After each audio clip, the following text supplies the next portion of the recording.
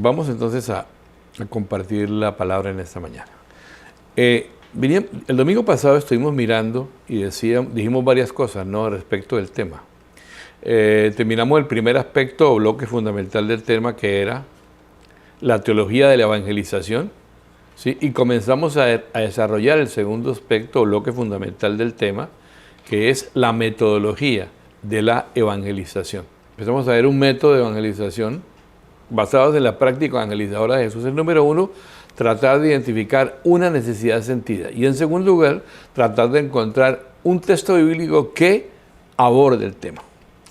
De manera que, teniendo ubicado la necesidad sentida y el texto bíblico adecuado, ¿cuál sería entonces el siguiente punto? Dejar que el texto elegido me dé el contenido de mi mensaje. Este tema, que después lo volvimos una clase, se basó en una enseñanza de Alex Chian, un predicador peruano que hace muchos años estuvo con nosotros, y él fue el que inspiró este tema, que de hecho nosotros lo usamos como clase de evangelismo por muchos años en Sogamoso, y él contaba esa historia. Un hombre le contó una experiencia muy interesante. Resulta que este hombre tuvo un accidente y en la sala de cirugía fue declarado clínicamente muerto. Estuvo así 2 o 3 minutos y lo revivieron. Entonces él contó que durante ese tiempo él vio el túnel, luces y todo lo que dicen que se ve. Y la pregunta es, bueno, ¿y qué haríamos cuando llega alguien y nos cuenta una experiencia así? ¿Qué sería qué deberíamos decir? Bueno, primeramente, uno podría ser tentado a juzgar la experiencia, ¿no? Cuando eso pasa, ¿no? Uy, no, eso es mentira. La Biblia dice que después de la muerte viene el juicio y no es posible que esa luz, esas son luces del diablo, mentiras de Satanás, etc. Uno podría decir eso. Y uno podría utilizar esta entrada, una entrada muy clásica, que seguramente muchos habríamos empleado, pero es una entrada que cierra, ¿no? Diciendo, no, esto es del diablo, esto no es de Dios. ¿Por qué? ¿Por qué? Porque una experiencia es una experiencia. Uno no puede cuestionar una experiencia. Simplemente puede pensar lo que quiera de ella, pero no cuestionarla, ¿verdad? Entonces, muchos de pronto la hemos empleado así, diciendo eso, pero en cuanto a la realidad de la experiencia, yo no puedo meterme ahí.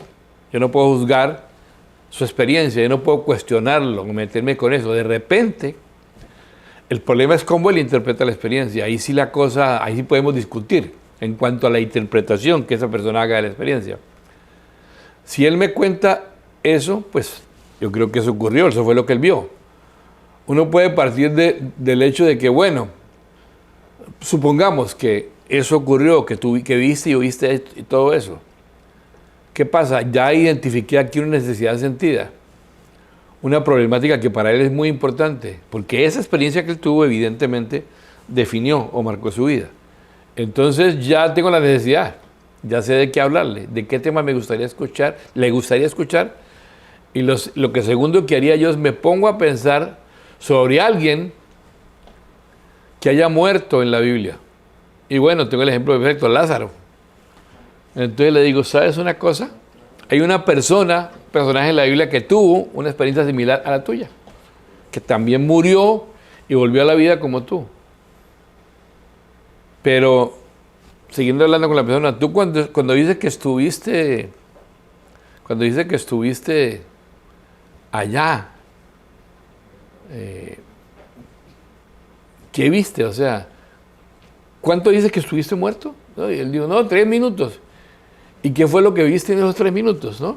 Yo te quiero contar de la vida de alguien que estuvo no muerto 3 minutos, sino 3 días, que fue Lázaro.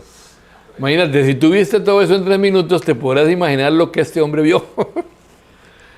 Así que yo identifiqué la necesidad sentida de este hombre, tratar de explicarse esa experiencia que él vio, y encontré el texto relacionado con el tema. El texto está en Juan 11.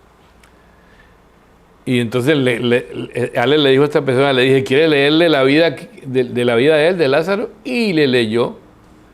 Y nunca antes Ale se había usado este texto para hablarle. Entonces, ¿cómo dejamos que el texto elegido determine el contenido de mi mensaje? Es una buena pregunta. Porque a veces predicamos sobre todos los textos, pero a todos los textos les hacemos decir lo mismo. ¿Sí? Dios te ama, eres un pecador, Cristo murió por ti y tienes que arrepentirte. Eso era como lo que hablamos de las 4 leyes espirituales, ¿verdad? Un método de evangelismo clásico que creo que en alguna vez, no sé ustedes, pero yo desde que me convertí lo escuché.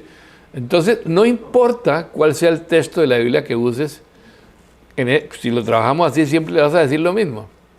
Pero ¿cómo podemos dejar, es una pregunta, ¿cómo podemos dejar entonces que el texto elegido determine el contenido de mi mensaje? ¿Qué podríamos hacer? Entonces vemos el ejemplo de Juan. Entonces, oye, si alguien así ya vivió una experiencia y comenzó a leer la historia, Alex, abierto a la acción del Espíritu Santo, atento a la sensibilidad, buscando qué parte de lo que leo podría ser importante para él. Y vamos a leer entonces, vamos a comenzar así a leer ahora Juan 11, 17 al 39. Juan 11, 17 al 39. Dice, vino pues Jesús y halló que hacía ya 4 días que Lázaro estaba en el sepulcro. Betania estaba cerca de Jerusalén como a 15 estadios y muchos de los judíos habían venido a Marta y María para consolarles por su hermano. Entonces Marta, cuando oyó que Jesús venía, salió a encontrarle, pero María se quedó en casa. Y empieza entonces Marta a decir cosas. Y Marta dijo a Jesús, Señor, si hubieses estado aquí, mi hermano no habría muerto. Mas también sé ahora que todo lo que pidas a Dios, Dios te lo dará. Jesús le dijo, tu hermano resucitará. Marta le dijo, yo sé que resucitará en la resurrección, en el día postrero. Le dijo Jesús, yo soy la resurrección y la vida. El que cree en mí, aunque esté muerto, vivirá. Y continuamos con el tema, con el pasaje. Y todo aquel que vive y cree en mí, no morirá eternamente. ¿Crees esto? Le dijo, sí, Señor, yo he creído que tú eres el Cristo, el Hijo del Dios que has venido a este mundo. Habiendo dicho esto, fue y llamó a María, su hermana, diciéndole en secreto, el maestro está aquí y te llama. Cuando lo oyó, se levantó deprisa y vino a él. Jesús todavía no había entrado en la aldea, sino que estaba en el lugar donde María le había encontrado. Entonces los judíos que estaban en casa con ella y la consolaban, cuando vieron que María se había levantado deprisa y había salido, la siguieron diciendo, va al sepulcro a orar allí. María, cuando llegó a donde estaba Jesús, al verle, se postró a sus pies, diciéndole, Señor, si hubieses estado aquí no habría muerto mi hermano. Entonces Jesús, al verla llorando, y a los judíos que la acompañaban, también llorando, se estremeció en espíritu y se conmovió y dijo, ¿dónde le pusisteis? Le dijeron, Señor, ven y ve. Jesús entonces lloró, ¿verdad? Ese es el versículo más corto de este texto, ¿no? Jesús lloró. Qué tremendo, ¿no? Pero diciente, tremendamente diciente. Jesús lloró. Entonces, continuamos con el pasaje, con la narración. Dijeron entonces los judíos, mirad cómo le amaba. Y algunos de ellos dijeron, ¿no podía este que abrió los ojos al ciego haber hecho también que Lázaro no muriera? Jesús, profundamente conmovido otra vez, vino al sepulcro, era una cueva y tenía una piedra puesta encima. Dijo Jesús, quitad la piedra. Marta, la hermana del que había muerto, le dijo, Señor, hiede ya, porque es de 4 días. Miremos entonces algunos pasajes que hay allí. Lo primero, quitar la piedra. En el versículo 38, vemos que él dice quitar la piedra, y de repente le viene ese quitar la piedra y le dice, Alex hablando con este hombre, ¿no? ¿Sabes que esa piedra iba a ser puesta entre ti y la vida? Tu vida se iba. La piedra iba a ser puesta definitivamente ahí, pero hubo una voz que vino y dijo, quitar la piedra. Mira, no fueron finalmente los médicos los que te volvieron a traer la vida. Ellos no tienen ese poder. El único que tiene ese poder es el Dios de Jesucristo. Y continuó. Y entonces ahí cuando lee el versículo 40, ¿no? Jesús le dijo, ¿no te he dicho que si crees verás la gloria de Dios? Y allí se detuvo y le dijo, ¿por qué tú crees que Dios le permite a alguno vivir esa experiencia? ¿Cuál será ese propósito? ¿Verdad? Mira, al menos en el caso de Lázaro, Dios permitió que esto le ocurriera a Lázaro, para que el nombre de Dios sea glorificado. Pero ¿sabes qué pasa? Resulta que algunos de los que han tenido esa experiencia, en vez de glorificar al Dios de la vida y al Dios de la muerte, o al Dios de la muerte, se toman la gloria para sí mismos. Y entonces tal vez Dios ha permitido que nos encontremos para que tú sepas quién es el Señor de la vida y de la muerte, a quién le debes dar gracias y a quién debes dar la gloria por estar aquí vivo hoy. ¿Sabes qué es lo que la Biblia llama pecado? Bueno, pecado sencillamente, le explicaba Alex, es robarle la gloria a Dios. Y eso es lo que tú has estado haciendo todos estos años. Tú no le has dado la gloria a Dios. Cuando la muerte, es decir, por la experiencia que has tenido, tú te has estado quedando con esa gloria al enorgullecerte, ¿no? Pensando que eres especial, que como volviste eres lo máximo, porque tuviste esa experiencia. Pero el pecado es robarle la gloria a Dios. Entonces vemos cómo Ale sigue leyendo. Entonces quitaron la piedra de donde había sido puesto el muerto.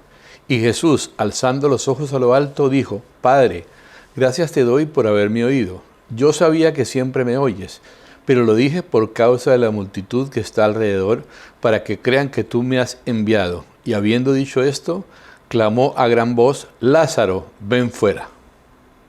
Aquí le dijo, ¿sabes?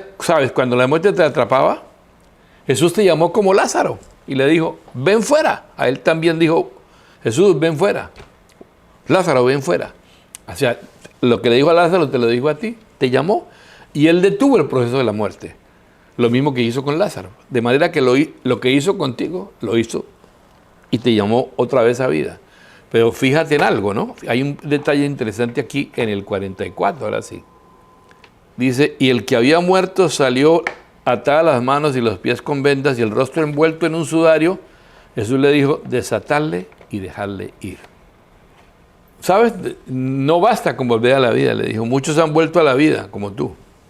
Pero así como Lázaro, están atados, vendados y esclavizados por Satanás, por las vendas del odio, por las vendas de la ira. Y tal vez sí, tal vez hayas vuelto a la vida como Lázaro, pero estás atado por tu propia maldad. Entonces, ¿sabes? Jesús no solamente quiere devolverte la vida. Jesús quiere hacer algo más, quiere hacerte libre, libre. Quiere decir, no solo, Juan, ven fuera, sino también desatarle y dejarle ir. O sea, quiere darte libertad para que puedas realmente, más allá de contar la experiencia, darle la gloria a Dios. Quiere libertad para que puedas abandonar el pecado. Quiere libertad para que puedas vivir una vida con propósito. ¿Ustedes creen que Ale le comunicó el Evangelio de esa manera? Definitivamente yo creo que sí. Ahora, no puede terminar con una aplicación cristológica. ¿Qué quiero decir? Después de decirle todo eso, para esto murió Cristo. Para esto fue que le derramó su sangre en la cruz del Calvario. No solamente para darte vida una vez. Porque déjame decirte que Jesús resucitó. Resucitó para no morir jamás. Pero ¿de qué vale que tú hayas vuelto a la vida para morir para siempre? Si quieres conocer la verdadera vida, esa vida Cristo la compró en la cruz por nosotros, para nosotros. Entonces ahí terminas con una aplicación cristocéntrica. Estás presentando a Cristo. ¿Ustedes piensan que este mensaje sería relevante para él? Yo creo que definitivamente es un mensaje relevante para él, porque se trata de aplicar el Evangelio, de mostrar la realidad del Evangelio, ¿sí? La realidad del pecado, del amor de Dios, de la gloria de Dios. Aplicarle eso a la experiencia específica que él acaba de vivir. ¿Ves cómo estamos aplicando un texto a una experiencia personal? No presentar un evangelio abstracto, que él no sabe ni cómo aplicarlo a su propia vida, ¿no? Este encuentro de Jesús, hay otro encuentro también interesante aquí, que es Juan 4, 4 al 26, y vamos a aprender de la manera de evangelizar de Jesús algunas lecciones prácticas más de evangelización para nosotros. Aquí habla del encuentro con la samaritana. Nos muestra como ningún texto cómo era la práctica metodológica, la manera como él evangelizaba. Miremos entonces lo que sigue. Juan 4, 4 al 26 dice, y le era necesario pasar por Samaria. Vino pues a una ciudad de Samaria llamada Sicar, junto a la heredad que Jacob dio a su hijo José, y estaba allí el pozo de Jacob. Entonces Jesús, cansado del camino, se sentó así junto al pozo. Era como la hora sexta. Vino una mujer de Samaria a sacar agua, y Jesús le dijo, dame de beber. Pues sus discípulos habían ido a la ciudad a comprar de comer. La mujer samaritana le dijo, ¿cómo tú siendo judío me pides a mí de beber, que soy mujer samaritana? Porque judíos y samaritanos no se tratan entre sí. Respondió Jesús y le dijo, si conocieras el don de Dios y quién es el que te dice, dame de beber, tú le pedirías y él te daría agua viva. La mujer le dijo, Señor, no tienes con qué sacarla y el pozo es hondo. ¿De dónde pues tienes el agua viva? ¿Acaso eres tú mayor que nuestro padre Jacob, que nos dio este pozo, del cual bebieron él, sus hijos y sus ganados? Respondió Jesús y le dijo, cualquiera que bebiere de esta agua volverá a tener sed. Mas el que bebiere del agua que yo le daré no tendrá sed jamás, sino que el agua que yo le daré será en él una fuente de agua que salte para vida eterna. La mujer le dijo, Señor, dame esa agua para que no tenga yo sed, ni venga aquí a sacarla. Jesús le dijo, ve, llama a tu marido y ven acá. Respondió la mujer y dijo, no tengo marido. Jesús le dijo, bien has dicho, no tengo marido, porque 5 maridos has tenido, y el que ahora tienes no es tu marido. Eso has dicho con verdad. Le dijo la mujer, Señor, me parece que tú eres profeta. Nuestros padres adoraron en este monte, y vosotros decís que en Jerusalén es el lugar donde se debe adorar. Jesús le dijo, mujer, créeme que la hora viene cuando ni en este monte ni en Jerusalén adoraréis al Padre. Vosotros adoráis lo que no sabéis. Nosotros adoramos lo que sabemos, porque la salvación viene de los judíos. Mas la hora viene, y ahora es, cuando los verdaderos adoradores adorarán al Padre en espíritu y en verdad, porque también el Padre tales adoradores busca que le adoren. Dios es espíritu, y los que le adoran en espíritu y de verdad es necesario que adoren. Hay unos puntos claves aquí que Jesús hacía o desarrollaba cuando evangelizaba. Podemos decir que en estos puntos claves, uno de los puntos claves era recuperar el espacio no eclesial. Samaria es un lugar, un desierto, un lugar árido, no era una iglesia. Y él dice que le era necesario pasar por Samaria. Y la verdad es que hoy en día una de las grandes tragedias que se ha hecho de la evangelización es creer que el único lugar donde la gente se convierte es en la iglesia, pues en el edificio, mejor dicho. Cuando realmente el gran propósito de Dios es que donde cada uno de nosotros se encuentre sea un lugar de testimonio. En realidad eso es lo que Dios quiere. Por ejemplo, ¿cuál es el mejor lugar para alcanzar estudiantes universitarios? ¿En la iglesia? Para nada. En la universidad, por supuesto. ¿Y cuál es el misionero por excelencia para alcanzar estudiantes universitarios? Pues el estudiante cristiano que está en la universidad. Eso es el misionero por excelencia. Pero ¿qué pasa? Que hoy en día vivimos como una especie de esquizofrenia, ¿no? Realmente. ¿Sí? ¿Ustedes han oído hablar de cristiano submarino? Es aquel que el domingo a la hora de la mañana sale a la superficie, ¿no? Y después de lunes a sábado sumerge otra vez la escotilla, se hunde en la profundidad del anonimato. Cualquier parecido con la realidad es puras coincidencias. ¿Saben cuántos cristianos estudiantes hay en las universidades? Muchos. ¿Pero saben cuántos comparten su fe? Muy poquitos. Muy pocos. Aún más, hay líderes cristianos que en la iglesia predicando, cuando predican sale fuego y cantando, he dicho, ¿cuál Marcos Vidal, cuál Brunet, cuál nada? Orando, tremendos. Pero en la universidad, en el trabajo, en el barrio, nadie sabe que son cristianos, son agentes secretos. ¿Y dónde fue que Dios nos invitó a hacer sal y luz? ¿En la iglesia? Afuera, en el mundo. Para un estudiante universitario, ¿cuál es su mundo? La universidad. Como para otros, su mundo es el trabajo, su hogar, el barrio, etc. Entonces, una primera cosa es recuperar el espacio eclesial. Una segunda cosa de la práctica evangelizadora de Jesús, el sentido de sacrificio. Es decir, ¿cómo llega Jesús a Samaria? ¿Cómo está físicamente? Está cansadísimo, está sediento y está hambriento. Entonces, imaginemos cuando Jesús vio venir a esa mujer bien cansado así, ¿no?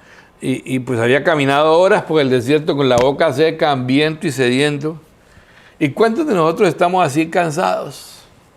Y a veces nos da la oportunidad de compartir con alguien y decimos, Señor, no estoy cansado hoy, mañana tal vez lo haga. Pero es muy impactante cómo para Jesús el compartir con esta mujer, compartir las buenas nuevas del amor de Dios, significó negarse aún a sus derechos básicos. Porque no es un derecho básico tomar agua, comer y beber. Pero Jesús incluso a eso renuncia. Y la verdad es que hoy en día la evangelización se ha vuelto muy cómoda. Todos evangelizamos, más si es que lo hacemos, del tiempo que nos sobra, o de las ganas que nos sobran, o de las fuerzas que nos sobran. Entonces, es muy fácil reunirnos a cantar a dar al Señor. Pero si dijeran el domingo nos vamos a reunir en tal centro comercial para ir a evangelizar, bueno, eso yo creo que sería otra cosa para muchos. Y tenemos que entender que a veces la evangelización implica sacrificio, renuncia, esfuerzo. Ahora, comparemos la actitud de Jesús con la de sus discípulos, ¿no? ¿Qué hicieron los discípulos apenas llegaron a Samaria? Vamos a comer, hermano, vamos a algún lado a comida porque esta vaina está muy tenaz aquí, ¿no? Entonces, ahora no estoy diciendo que comer sea malo, en general está bien, pero hay muchas cosas que nosotros hacemos en nuestra vida que no son malas. Comer, trabajar, estudiar, practicar un deporte, todo lo que hacemos. Pero si se convierte en una excusa o un pretexto para no meternos activamente en la evangelización, en compartir, se vuelve algo pecaminoso. Todo lo que se oponga a los propósitos de Dios termina siendo de esa categoría. Entonces, vamos a ver más adelante que esa actitud de los discípulos de irse a comer y olvidar al maestro, a Jesús no le gustó para nada. Y cuando regresaron a Jesús, él lo reprende duramente, lo reprende duramente. ¿Qué más encontramos en esa práctica evangelizadora de Jesús? El valor de una persona. Es interesante ver que Jesús, que evangeliza multitudes, ustedes saben que él se sentaba en el monte y hacía montones, saca tiempo para hablar con una sencilla e insignificante, perdón la expresión, no que lo sea, mujer, una sola persona, por uno, se sale de todo y habla con ella. El gran evangelista, ¿no? Porque ¿quién es más grande evangelista que Jesús? ¿Quién fue más grande? Nadie. A veces los grandes evangelistas son muy buenos para hablar a las multitudes. Pero para hablarle a una persona, no, ese es el trabajo del pueblo. Ese es el pueblo el que tiene que hacer eso. No tengo tiempo. Pero vemos cómo Jesús saca tiempo para hablar con una sola persona. ¿Qué clase de persona? Pues a veces ni estratégica, ¿no? Porque a veces a los líderes nos dicen, mira hermano, ¿por qué no vas a compartirle de fe a este hombre que es un profesional influyente? Imagínate cómo serán sus días. A veces eso nos da una motivación adicional, ¿no? Pero no es la idea. Pero por otro lado, de pronto nos dicen, mira, anda a hablar con una mujer, es una mujer trabajadora, sencilla, de su casa, que está pasando por un problema. De pronto uno está tan dispuesto a invertir tiempo en esa clase de personas. Lo digo entre comillas porque no hay tal cosa. Pero aquí tenemos a Jesús, nada menos que Jesús, que invierte tiempo en una ama de casa. ¿No les parece que para el Señor que seguimos todos eran absolutamente importantes y valiosos? No solo el Nicodemo, el principal de los judíos, recuerden que le habló, sino personas como esta. En realidad es muy importante invertir tiempo en personas. ¿Qué otra cosa marca la práctica evangelizadora de Jesús, el compartir de Jesús, el compartir a la manera de Jesús? La marca del humano. En un primer momento, ¿quién necesitaba de quién? ¿La mujer de Jesús o Jesús de la mujer? En realidad Jesús necesitaba a la mujer porque tenía sed, ¿sí? Porque él tiene sed, el pozo es profundo, y la mujer es la que tiene el balde con el lacito, me imagino, pero miremos cómo es de humano Jesús cuando se acerca a la mujer y le dice, dame de beber, ¿sí? El Rey de Reyes, el Señor de Señores, creador del universo, creador de todas las cosas, le pide a una mujer, dame de beber. ¿Será que no podían venir ángeles y sacarle el agua y todo? Hubiera podido, pero no, ese no era su carácter. No creo que eso sea una cuestión metodológica o de una estrategia. Simplemente Jesús se hizo hombre, es un humano entre humanos. Y así se quería presentar él. ¿Qué humano que se muestra Jesús? Jesús no se muestra como alguien que ya superó el bien y el mal y que ya anda como la estratosfera, ¿no? Sobre las nubes. Y la verdad yo creo que nuestra evangelización y nuestro compartir fracasan muchas veces porque pensamos que tenemos que mostrar una fachada de hombre y mujer exitoso, que ya venció el pecado, que en todo le va bien, que tenemos que ponernos a veces en eso de evangelizar. Moody, un gran evangelista del siglo XVIII, dijo lo siguiente acerca de evangelizar. Evangelizar es un mendigo que le dice a otro mendigo dónde encontró pan. Esa debe ser nuestra actitud de evangelizar. Tú y yo éramos un mendigo que encontró pan y le estamos contando a otro mendigo dónde había pan. No es más que eso. No es Superman ni la Mujer Maravilla, ¿no? Que le salieron alas y va a volar como un ángel. Que tiene que decir a la gente para que seas exitoso como yo. No, eso no es evangelizar. Pero vemos a este Jesús que demuestra transparente. Tengo sed. Entonces, quitémonos de la cabeza. Debemos evitar pensar eso de mostrar máscaras. Porque justamente, a veces la mejor manera de establecer un primer punto de contacto con alguien es contarle un problema o lucha nuestros. Es mostrarme vulnerable. ¿Sí? Porque la gente siente que cuando empiezas por allí, Ellos no están frente al súper ungido ni el súper espíritu, sino alguien que es humano como ellos. Eso, tú y yo somos eso. Por más que seas cristiano o no, ¿no tienes problema con tu esposo o esposa? ¿O será que los jóvenes no tienen problemas con sus padres? Por eso es tan especial este Jesús que dice, dame de beber. Entonces el punto de contacto con esta mujer fue su propia necesidad, no la de nadie más. Otra cosa importante dentro de la manera de compartir de Jesús, el desafío del diálogo. Ustedes se dan cuenta que la evangelización de Jesús no era un monólogo, para nada. Pues aquí no solo están registradas las palabras de Jesús, sino también bastante las palabras de la mujer. Pero hoy en día, mucho de lo que impera en la evangelización es el monólogo, ¿no? Yo encuentro una persona y me da, como decimos en Colombia, me da papaya, me abre un poquito la oportunidad. Y Éxodo, Levítico, Deuteronomio, 1 hora sin parar, monólogo tan, arrepiéntete. Pero eso no era lo que hacía Jesús. Era el diálogo. ¿Cuán importante es recuperar el diálogo? Dialogar con personas de cosas cotidianas. Claro, lo que pasa es que el monólogo es bonito. Porque cuando uno tiene el poder está en control de la comunicación. Ahí está en el monólogo. Pero el diálogo no. Porque en el diálogo tú dices algo y el otro te pregunta o te cuestiona o te responde. O te dice no estoy de acuerdo. Yo no pienso así. O yo pienso así. Entonces, nosotros queremos a veces evangelizar a nivel personal tipo púlpito, ¿no? Pues aquí, cuando uno está aquí, bueno, un puesto así hablando, pues es lindo porque normalmente nadie interrumpe, ¿no? Y en un púlpito, peor, más aún. Qué lindo es hablar así, pero en las relaciones personales, ese no es el estilo de comunicación. Ahí es el diálogo. Y hay que oír cosas que no le van a gustar a uno y que pronto hoy que le echan una historia larguísima y uno ahí con paciencia oyendo, tratando de ver qué hay allí para satisfacer esa necesidad de encontrar el punto del contacto.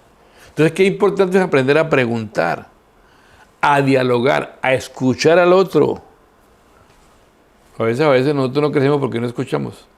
Hablamos. ¿A qué hora escucho? No escucho, entonces no aprendo. Pero es importante lo que hacía Jesús. Pero también hay otra cosa importante, va más allá, recuperar el arte de la comunicación. Es decir, la verdad es que la única razón por la cual una persona debiera rechazar el Evangelio cuando se lo compartamos es cuando comprenda las demandas del mismo, cuando le presentemos el paquete completo. Porque eso se trata también. Que lo rechacen cuando comprenda las demandas del mismo. Este es el caso del joven rico. Se le dice, listo, anda, vende tus bienes, todo lo que tienes, dale a los pobres y sígueme. Y él respondió, no, pues ya sabía cuál es la demanda. Se la pusieron clarita. La única razón para que una persona deba decir no al Evangelio es cuando uno llega y dice, para ser cristiano uno tiene que negarse a sí mismo, tomar su cruz y seguir a Jesús. Esa debe ser la única razón bíblica por la cual una persona puede rechazar el Evangelio. Hablábamos en estos días que nosotros lo hemos limitado a ver, ¿quién quiere recibir a Cristo, recibir bendición en su vida? Haga una oración de fe, ya, bendición, casa, acá arriba, ¿quién no va a hacerlo así? Pero por eso vemos, como cuando pasó con lo del COVID, que media iglesia se fue, o más, porque no hubo conversiones genuinas. O realmente sí, no hay sentido de sacrificios, no hay sentido de que esto es en serio, de que esto hay que permanecer. Porque hemos hecho un evangelio, no contamos la historia completa, entonces la gente no sabe a qué se compromete, y si no sabe, pues ¿qué le va a pedir uno? ¿De dónde vas a pedir si no le han mostrado las cláusulas del contrato, por decirlo así? Entonces, una persona no debe rechazar el evangelio porque seamos pésimos comunicadores. Y no están rechazando a Cristo, nos están rechazando a nosotros. Y nosotros pretendemos ser muy espirituales y diciendo, no, es que ese corazón tan duro. A veces no es que rechacen el Evangelio, sino es a mí la manera en que me comunico. La Biblia, ¿qué dice? Que hay que hacerse judío al judío, gentil al gentil, con el fin de ganarlo para Cristo. Cuando estoy compartiendo con otros tengo que ser muy paciente. Y tengo que ser muy abierto. Tengo que ser así, tengo que escuchar a las personas. La Biblia dice que hay que hacerlo. Entonces vamos a ver algunas cosas claves en el arte de la comunicación que compartió Jesús también. Vamos a una clase de comunicación a los Jesús. Número 1, recuperar el arte de despertar interés. Es un arte. En otras palabras, hay que ganarse el derecho de ser escuchado.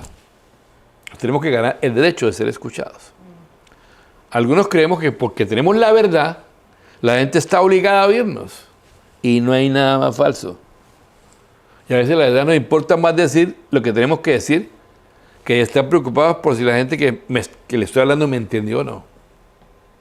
No, yo voy con mi texto allí, ¿no? Entonces, hay gente que quiere ser ya como el profeta Elías o algo así. Que caiga fuego. Ganarse el derecho de ser escuchado, despertar el interés es una clave en este aspecto.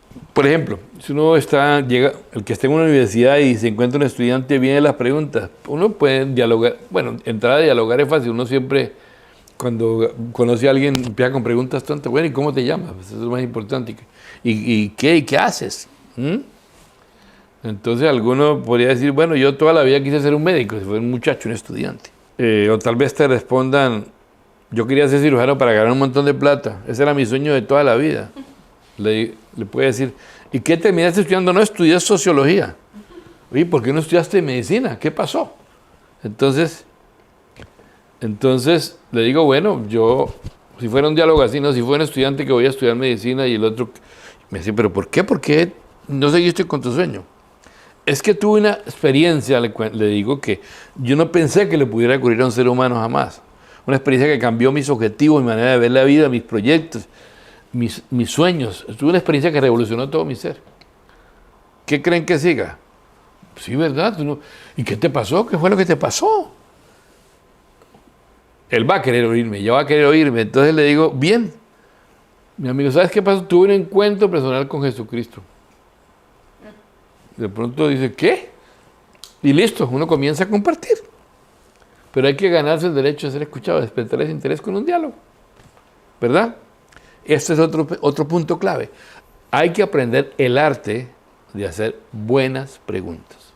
En el encuentro de Jesús con la mujer samaritana, Jesús es muy hábil para hacer las preguntas como una manera de comunicarse y generar esa interacción. Por ejemplo, llega alguien y te dice, Dios es energía. Y tú le respondes, no, Dios es una persona. ¿Verdad? No, que es una energía. No, una persona energía. Y te puede pasar todo el día así. Y no va para ningún lado. Más bien la pregunta que uno puede hacerle es, ¿y cómo sabes tú que Dios es una energía?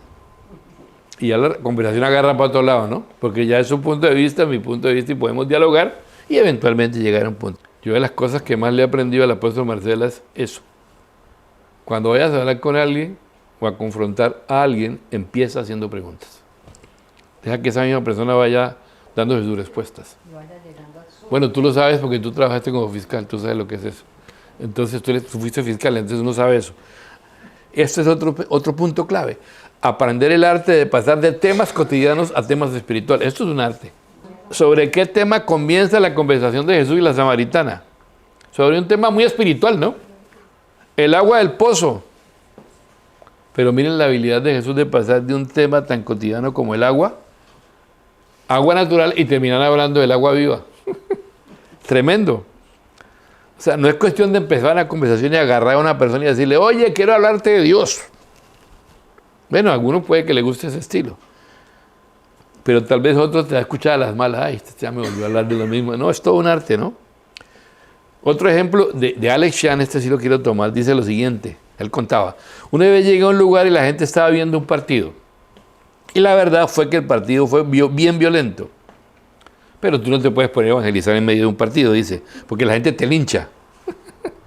Yo me imagino. Con hinchas de algunos equipos peor. Entonces me quedé viendo el partido de ellos. Fue un chiste. Luego en el intermedio, yo sentí compartir algo y le dije a uno de ellos, qué violento se ha vuelto el deporte, ¿no? Y me dice, sí, se ha vuelto muy violento.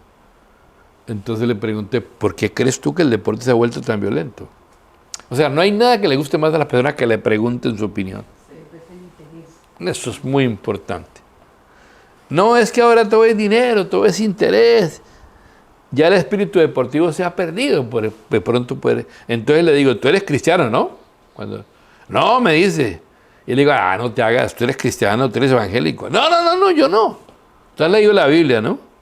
Que nombre, que nunca he leído la Biblia. Entonces le digo, bueno, porque la respuesta que me has dado Esa respuesta que tú me das es la respuesta del hombre más sabio que caminó sobre esta tierra. Dijo, eso no pudo haber salido de ti, tú has leído la Biblia. No, me dice. ¿Y cómo que el hombre más sabio? Sí, Jesucristo dijo lo mismo que tú. Dijo que la raíz de todos los males es el amor al dinero. Mira, aquí tengo mi Biblia, ve. Y hay muchos ejemplos. Entonces, es todo un arte hacer eso. Hay que aprender el arte de pasar de temas cotidianos a temas espirituales. Esto requiere trabajo, sí. Y requiere estudio de la Biblia, sí, obviamente. Hay que conocer. Este sí que me gusta, recuperar el arte del lenguaje gráfico. Mire cómo Jesús hablaba acerca de la salvación. Él no habla con conceptos. Él no dice, mira, hoy quiero que tú encuentres la justificación, la gracia y la santidad. Jesús usa una imagen para hablar acerca de la salvación. ¿Qué imagen usa? La del agua. Y toda la presentación de Jesús, creativo Jesús, el mejor de todos los creativos, gira en torno a un elemento que la mujer conoce muy bien. Ella sabía lo que era tener sed en un desierto. Además que le tocaba ir a mediodía porque, por su condición, ¿no? Pero bueno, ¿qué estaba haciendo Jesús? Apelando a experiencias conocidas, elementos conocidos para ellos. Nosotros tenemos que hablarle a la gente en el lenguaje de ellos, en el lenguaje de la gente, no en nuestro lenguaje. El evangeliquez no sirve para compartir con las personas, o el cristianés, no sirve. Hay que hablar y hay que conocer. Por ejemplo, para hablarle a un médico del pecado, uno le podría decir, por ejemplo, mira, el pecado es como un virus que entra en la vida de los hombres y comienza a destruir poco nuestra vida. Y Jesucristo es el médico divino que viene a nuestra vida para sanarnos de esa enfermedad. Es un buen approach hacia un médico, ¿verdad? Uno usa el lenguaje del otro, el lenguaje que el otro conoce, el lenguaje que el otro maneja y trata, no siempre puede, a partir de ahí de presentar el mensaje. ¿Qué más hay que hacer? Hay que recuperar el proceso, recuperar el arte de la conversión, el arte del proceso de la conversión. No todo el mundo, que eso lo hemos experimentado, está dispuesto a convertirse en el primer encuentro que tiene con un cristiano. A veces la conversión es un proceso. Yo he llegado a decirle a personas, después de un diálogo todo, llegamos a preguntarle, ¿tú quieres recibir a Cristo? Pero siempre le aclaramos, eso es una decisión muy seria, personal, y medítalo. No te estoy presionando, o sea, no, que tal vez, bueno, ok, tranquilo, oro y hasta luego. Entonces, miren cómo empieza esta mujer y cómo va descubriendo este hombre que está al frente suyo. ¿Quién era para ella en primer lugar este hombre que estaba al frente del pozo? Un judío. Un judío. ¿Cómo tú siendo judío? Le pregunta, ¿te acuerdas? Me pides a mí de beber que soy samaritana. Entonces, luego de usar la palabra judío, que es un término despectivo, que fue, así comenzó, después empieza ya cambia, le llama Señor. Cambia de judío a Señor. Ya Señor es una palabra de respeto en ese ámbito. Después sigue creciendo en su conocimiento y dice, ¿no tendrás tú algo que ver con Jacob, el patriarca? Y luego dice, cuando le dice que 5 maridos has tenido, el que no tiene, me parece que tú eres profeta. Y al final va más allá y le dice, sí, yo sé que va a venir el Mesías. O sea, esta mujer fue creciendo en conocimiento de quién tenía al frente. Entonces observen cómo su conocimiento de Jesús crece, desde un simple judío hasta llegar a identificarlo como el Mesías. No sabemos cuánto tiempo le tomó a la mujer. A algunos le puede tomar mucho tiempo y a veces la evangelización tiene que ver con un proceso. Y hay un momento clave en la evangelización que hay que saber manejar. ¿Saben cuál es el momento más difícil en la evangelización? ¿El más difícil de todos? Bueno, es ese cuando tú tienes que confrontarlo con su pecado. Porque si tú le dices que Dios lo ama, va a decir, qué bien, qué lindo que Dios me ame, qué chévere. Y dices que murió con él, va a decir, sí, claro, yo soy muy importante. La gente, yo sé que él murió por mí, yo soy muy importante. Puede ser, ¿no? Y si le dices, recibe la vida eterna, va a decir, qué bien, ¿quién se va a poner esas cosas, no? O como le dijeron a un muchacho, oye, ¿tú conoces la vida eterna? ¿Qué grupo musical es ese? No, pero bueno, pero háblale del pecado, dile que es pecador y va a ver lo que pasa, vas a ver lo que pasa.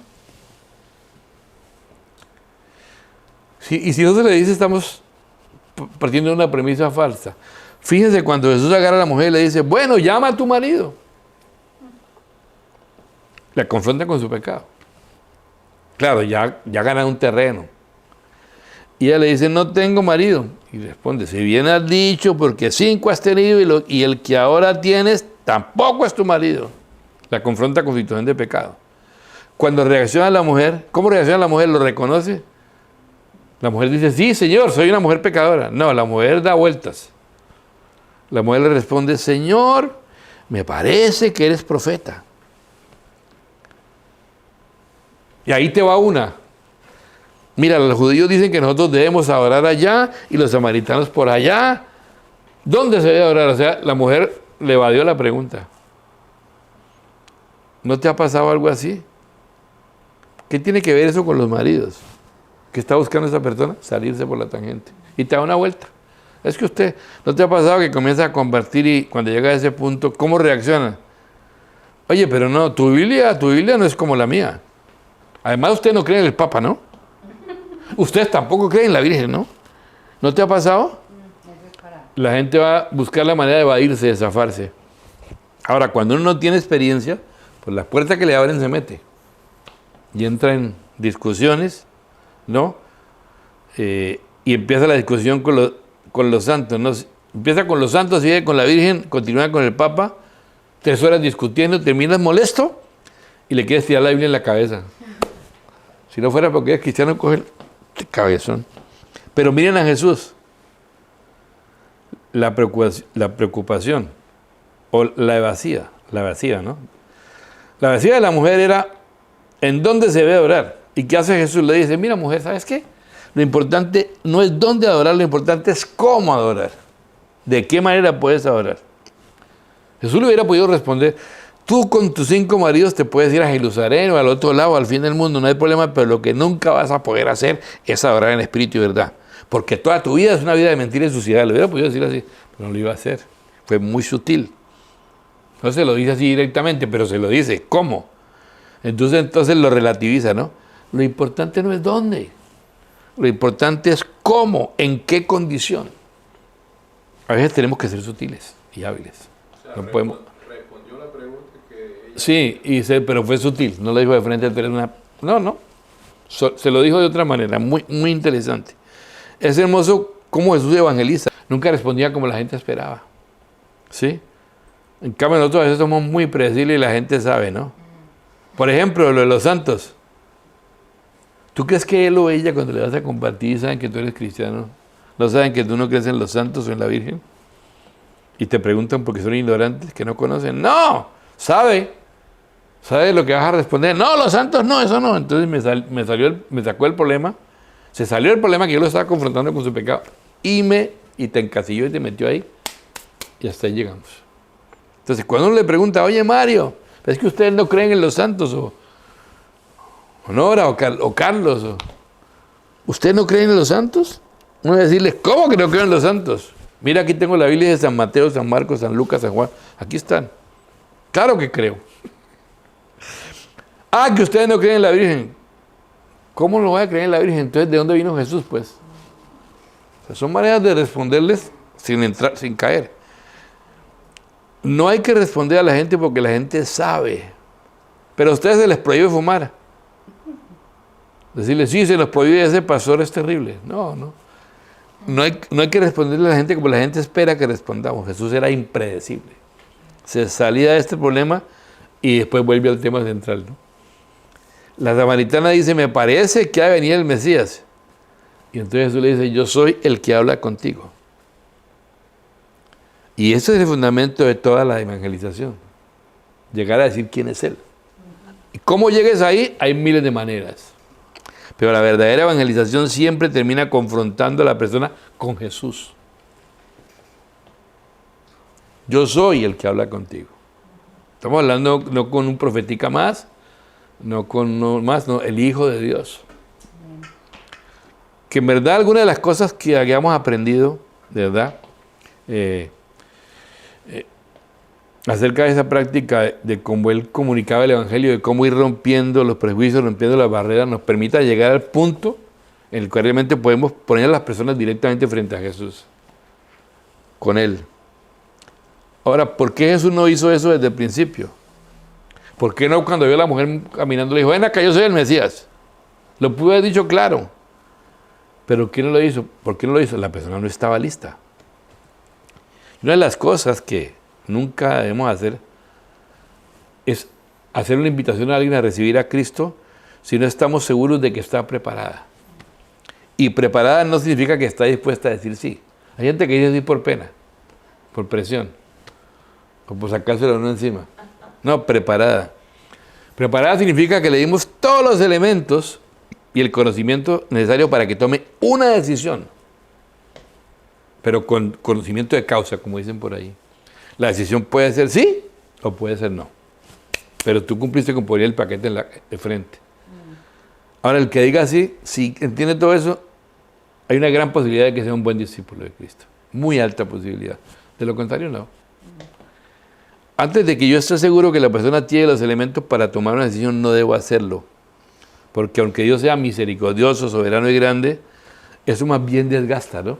Pero pero muchas veces la persona toma la decisión sin entender y comprender, y luego viene otra persona y le dice lo mismo y esta dice, ya lo hice y no pasó nada. ¿Qué pasa? Entonces esa invitación a decidir que la han hecho tantas veces, ya pierde su fuerza y su momento. Porque una vez le dijeron, recibí a Cristo en tu corazón y casa acá arriba. Entonces cuando, eso ya me lo dijeron y no pasó nada.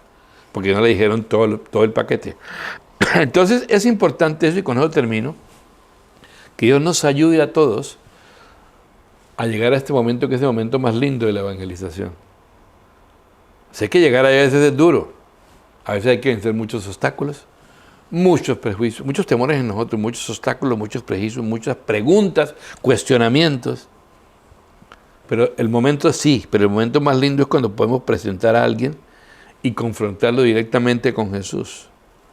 Y cuando pasa eso, nosotros nos quitamos, nos hacemos a un lado, y ahora todo es entre esa persona y Él.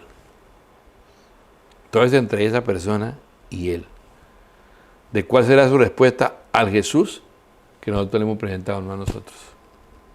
Al Jesús que le hemos presentado. Padre, muchas gracias, Señor, por tu palabra en esta mañana. Gracias por todo este tema que hemos compartido, de compartir a la manera de Jesús. Señor, yo espero y confío que tu Espíritu Santo está haciendo en nosotros lo que debe hacer con respuesta a este tema que tú has puesto en el corazón.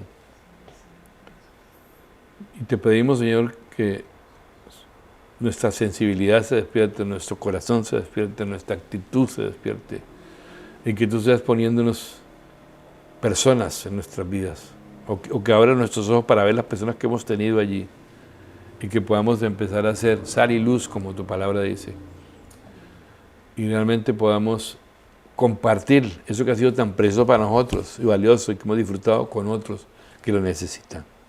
Yo te doy gracias en el nombre de Jesús.